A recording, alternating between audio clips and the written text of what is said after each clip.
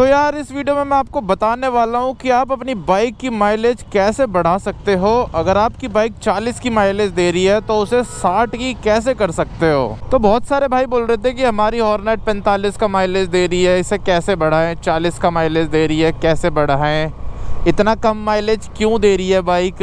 और अगर आपके पास हॉर्नेट 125 के अलावा कोई और भी बाइक है ना, चाहे वो 150 सीसी की हो या फिर एक्सट्रीम 125 हो, टीवीएस रेडर हो, कोई सी भी बाइक हो, ये चीज़ सारी बाइकों में अप्लाई होती है, जो फॉर्मूला मैं आपको बताऊंगा इस वीडियो में। और इन सब चीज़ों को फॉलो करके आप अपनी बाइक की जो माइलेज है उसे बढ़ा सकते हो। वैसे मैंने शायद गलत टर्न ले लिया है, यहाँ तो जाम मिलेगा आगे बहुत ज़्यादा। ओ भाई कितना शोर मचा रही है R15। तो बाइक की माइलेज को बढ़ाने के लिए ना यार, सबसे पहले जो आपको काम करना है वो ये करना है कि कोशिश करो भारत पेट्रोलियम के पेट्रोल पंप से पेट्रोल डलवाओ, या फिर किसी भी ऐसे पेट्रोल पंप से पेट्रोल डलवाओ जहाँ पे इथेनॉल कम मिलता हो, खासकर प्रीमियम वाले पेट्रोल में। नॉर्मल में तो मेरे हिसाब से हर जगह ही आपको 20% इथेनॉल मिलेगा पेट्रोल में, लेकिन प्रीमियम में ना कुछ कुछ ब्रांड है उनमें अभी इथेनॉल कम है, 10, 11, 12% के आसपास है। और प्रीमियम तेल इतना महंगा भी नहीं होता, नॉर्मल तेल से 3-4 रुपये ही महंगा होता है। और बात वही पड़ जाती है क्योंकि प्रीमियम वाले में आपको माइलेज थोड़ी ज़्यादा मिल जाएगी, वही नॉर्मल वाले में कम मिलेगी। लेकिन हाँ, इंडियन ऑयल का मत डलवाना, क्योंकि इंडियन ऑयल में ना सेम ही इथेनॉल है, चाहे आप प्रीमियम लो या नॉर्मल लो, दोनों में 20% इथेनॉल मिलता है।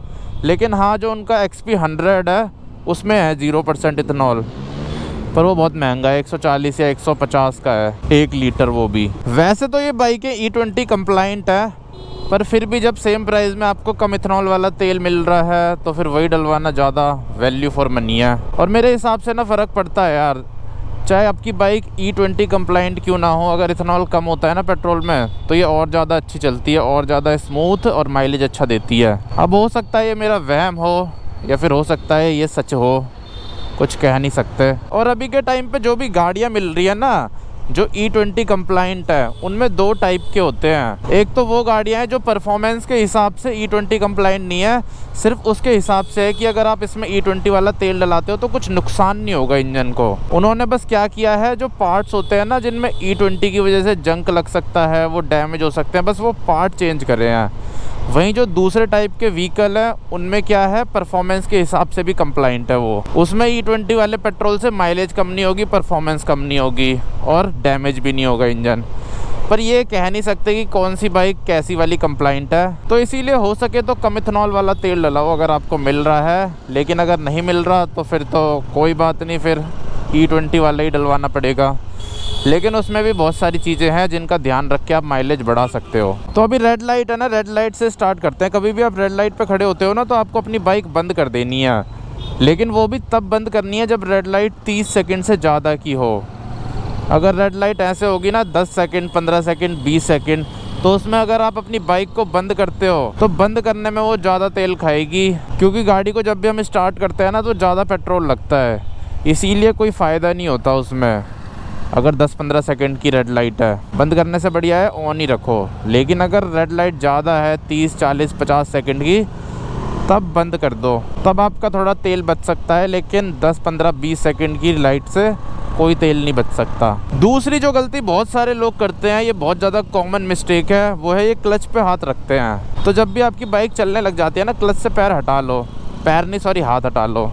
मेरे को कार की आदत हो गई है ना, कार बाइक में ऐसे शिफ्ट करो ना तो ऐसे ही होता है, कभी कुछ बोल देते हैं, कभी कार की चीज़ बोल देते हैं, कभी कार को बाइक बोल देते हैं। जैसे गियर डाला, अब गाड़ी ने स्पीड पकड़ ली, छोड़ दिया क्लच, फिर गियर डाला, क्लच छोड़ दिया।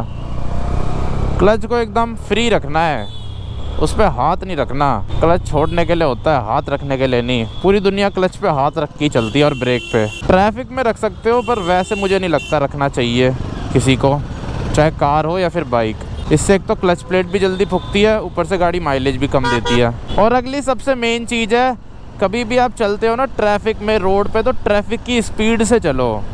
जैसा भी ये ट्रैफिक चल रहा है शायद 25 की स्पीड में ये ऑटो, इस वाली लेन में, तो हमें इतनी स्पीड से चलना है। अब उस वाली लेन में ज़्यादा स्पीड में चल रहा है, तो उस हिसाब से आपको स्पीड रखनी है। ट्रैफिक की स्पीड से चलोगे तो आपको ब्रेक वगैरह मारने की ज़रूरत कम पड़ेगी, एकदम से एक्सेलरेशन नहीं करना पड़ेगा। अब देखो मैं स्पीड से चलता हूँ, ट्रैफिक से ज़्यादा स्पीड से चलूँगा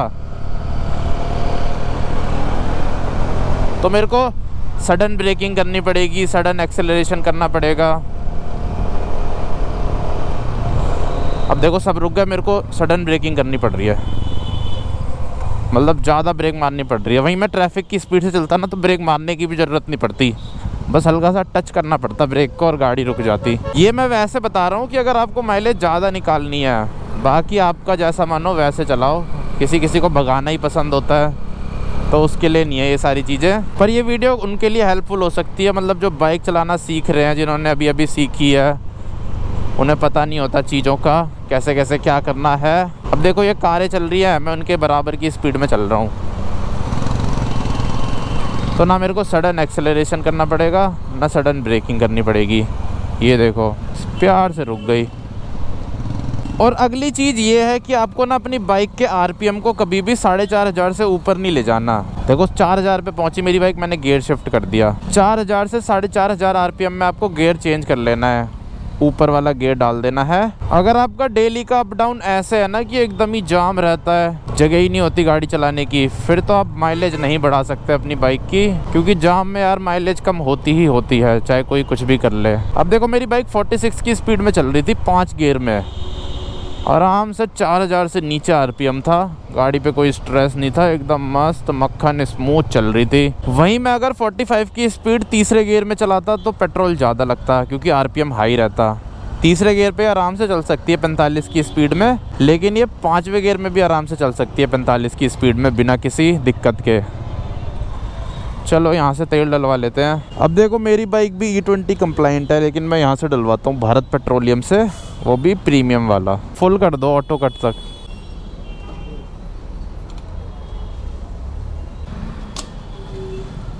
बस मेरे को लग रहा है यार इन्होंने ज़्यादा ही भर दिया ऊपर तक, अब ये बंद ना होने लग जाए।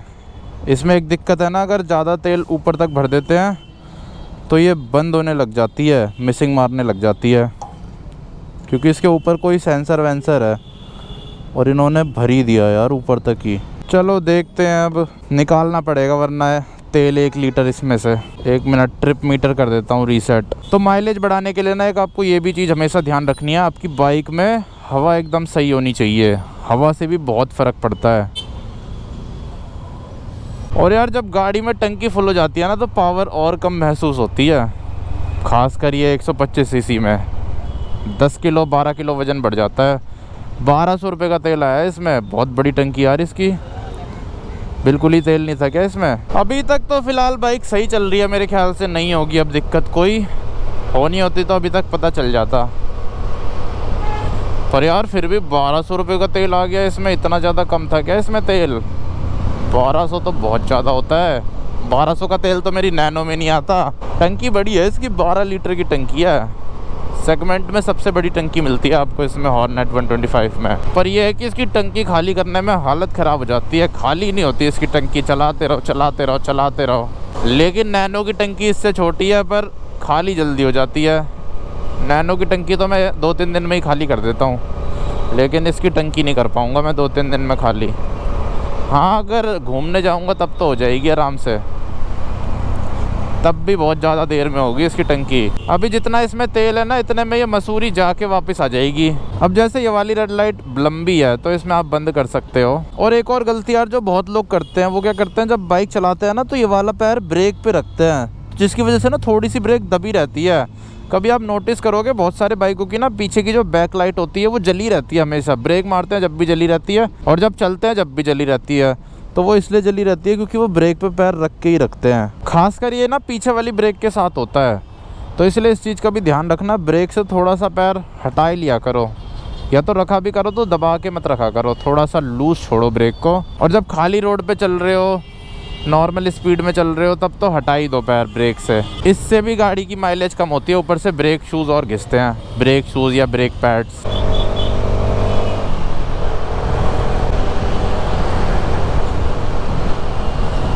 सत्तर की स्पीड तक ना ये 4500 आरपीएम पे रहती है, 70 के बाद ये फिर 5000 पे चली जाती है। तो मेरे हिसाब से 70 तक की स्पीड अच्छी है माइलेज के लिए।